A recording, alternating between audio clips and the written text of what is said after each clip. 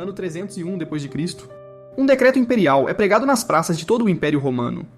Nele, o imperador Diocleciano fixa o preço máximo de mais de 1000 produtos, 1 litro de vinho comum, 8 moedas, um par de sapatos de soldado, 100, uma libra de carne de porco, 12. E quem cobrasse 1 centavo a mais tinha uma penalidade única prevista no texto, a morte. Repare no tamanho desse desespero. O império mais poderoso do mundo estava executando comerciante por causa de tabela de preço. E o motivo estava escondido dentro do bolso de cada soldado. 250 anos antes daquele decreto, um legionário recebia parte do pagamento em sal. Salário vem daí, do salário, a ração de sal. Sal conservava carne, valia trabalho, valia comida, e existia em quantidade limitada. Depois vieram as moedas, e aí o Império descobriu um truque. O denário, que no tempo de Augusto tinha cerca de 95% de prata, foi sendo raspado, diluído, misturado com cobre, até chegar a menos de 2% de prata. Mesma moeda, mesmo nome, mesma cara de imperador, só que com quase nada dentro. E o preço do trigo no Egito Romano, que era de 8 dracmas por medida, chegou a 120 mil dracmas. Guarda esse decreto na cabeça. Eu volto nele no final porque a resposta explica o Brasil de hoje. Agora tira Roma do caminho, porque eu vou simplificar isso até o osso, com sal. Imagina uma vila com 100 pessoas. Nessa vila circulam 1000 gramas de sal e é só isso que existe de dinheiro. Essas 100 pessoas produzem 100 pães por semana.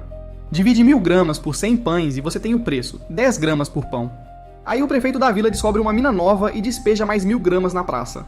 Tá? Todo mundo comemora, todo mundo se sente 2 vezes mais rico. Só que na segunda-feira continuam existindo 100 pães. 2000 gramas correndo atrás de 100 pães dá 20 gramas por pão.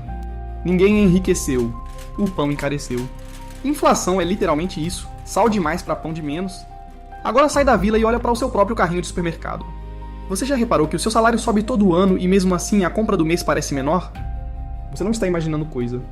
Então a pergunta que esse vídeo inteiro vai responder é uma só. Quem exatamente decide quantos gramas de sal existem circulando no Brasil e por que essa pessoa às vezes precisa tirar sal da sua mão para que você consiga comprar comida? Antes de eu responder, se inscreve no canal e deixa o like, que é o que me permite continuar destrinchando esses números aqui. Porque a primeira engrenagem dessa história é a mais mal explicada de todas. A primeira grande engrenagem é a origem do sal. Quase todo mundo acha que dinheiro novo nasce de uma impressora ligada num porão em Brasília. Papel moeda é a fatia pequena da história. As cédulas e moedas em poder do público giram na casa de 300 bilhões de reais, enquanto o dinheiro que existe em contas, aplicações e crédito passa de 10 trilhões. Essa conta não fecha com impressora nenhuma. Ela fecha com o banco. Quando o banco aprova um financiamento de 200 mil reais para você, ele não desce num cofre para pegar 200 mil de alguém. Ele digita o número na sua conta.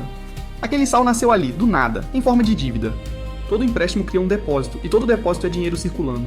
Multiplica isso por milhões de contratos e você achou a mina de sal de verdade, o crédito. Só que existe um detalhe. No fim de cada dia, todo banco precisa fechar as contas dentro do Banco Central e quem ficou curto pega emprestado de quem ficou sobrando, de um dia para o outro com título público como garantia. O preço dessa transação, entre bancos por um único dia, tem nome. Chama Selic.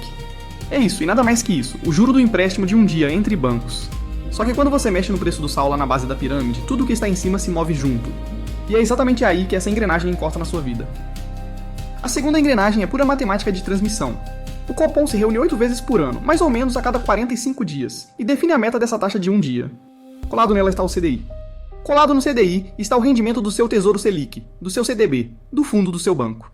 E colado do outro lado está o seu custo, crédito pessoal, financiamento de carro, cheque especial e o rotativo do cartão, que no Brasil já passou de 400% ao ano. Quando o Banco Central sobe a taxa de 2 para 13,75, como fez entre 2021 e 2022, ele está fazendo uma coisa só, e ela é brutal de tão simples. Ele encareceu o sal. Guardar sal virou lucrativo, gastar sal virou caro, a vila desacelera as compras e o padeiro perde a coragem de remarcar o preço. E aí entra a terceira engrenagem, que quase ninguém entende, o tempo. Juros não agem na semana seguinte.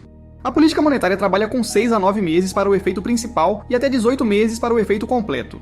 É o chuveiro velho da casa da sua avó. Você abre no quente, não vem nada, abre mais, não vem nada, abre tudo de uma vez e aí sai correndo queimado. O Banco Central mora dentro desse chuveiro e é justamente por causa dele que vem a crítica mais comum contra tudo isso. A objeção número 1 é a mais justa de todas: juro alto não faz chover. Se o arroz subiu por causa de seca, de guerra do outro lado do mundo, de dólar a 5,5, o que a Selic tem a ver com isso? Diretamente nada. O Banco Central não planta soja e não conserta porto. Só que ele mexe em duas coisas que empurram esses preços: a demanda e o câmbio. Juro alto no Brasil atrai capital estrangeiro atrás de rendimento, entra dólar, o dólar cai e todo produto importado, de trigo a combustível, desce junto. A segunda objeção é o oposto. Tem gente assistindo isso agora achando que Selic alta é ótimo, porque a aplicação rende mais de 1% ao mês. Cuidado com o número nominal. Se a sua aplicação rende 15% no ano e a inflação come 5%, o seu ganho real é 10% e ainda tem imposto de renda mordendo por cima. Fora o efeito colateral que não aparece no extrato, crédito caro trava investimento, trava a contratação e quem perde o emprego não se consola com o rendimento do CDB. A terceira objeção é a mais elegante. Por que os Estados Unidos conseguiram operar anos com juro perto de zero e o Brasil nunca conseguiu? Porque juro é preço de confiança. Quem tem histórico de gastar mais do que arrecada paga mais caro pelo sal dos outros. E o nosso histórico é sujo. Em 1993, a inflação brasileira bateu 2.477% em um único ano. E aqui está a parte que nenhum banco coloca na propaganda. Essa taxa também é uma fatura. Perto de metade da dívida pública brasileira é corrigida pela Selic ou por algo colado nela. Com uma dívida bruta na casa de 9 trilhões de reais, cada ponto percentual a mais significa dezenas de bilhões a mais em juros por ano. Pagos por quem? Por imposto. A conta de juros do setor público em 12 meses já passou de 900 bilhões de reais, mais do que o orçamento federal de saúde e educação somados. O remédio contra a inflação é caro, e você paga ele duas vezes, uma no crédito, outra no imposto. Agora eu te devo o final de Roma. O decreto de Diocleciano, com pena de morte impressa na tabela, fracassou de forma humilhante. Os comerciantes pararam de vender pelo preço tabelado, a mercadoria sumiu das praças e reapareceu mais cara no mercado clandestino, e o próprio império voltou a diluir a moeda. A lição tem 1.700 anos, você não decreta preço, porque preço é sintoma. Você só controla quantos gramas de sal existem. Roma tentou a tabela e quebrou. O Brasil colocou fiscal dentro de supermercado em 1986 e também quebrou, e só venceu a inflação em 94, quando mexeu no sal em vez de mexer na etiqueta. A Selic é a versão civilizada, chata e cara desse mesmo remédio. Em vez de matar o comerciante, ela encarece o dinheiro. Só que tem um detalhe que eu deixei de fora de propósito. Em 1990, um governo brasileiro decidiu que o problema era o sal na sua mão, e confiscou a poupança de milhões de pessoas de um dia para o outro. Quanto sumiu, para onde foi e por que aquele dia ainda define o juro que você paga hoje, é o assunto do próximo vídeo.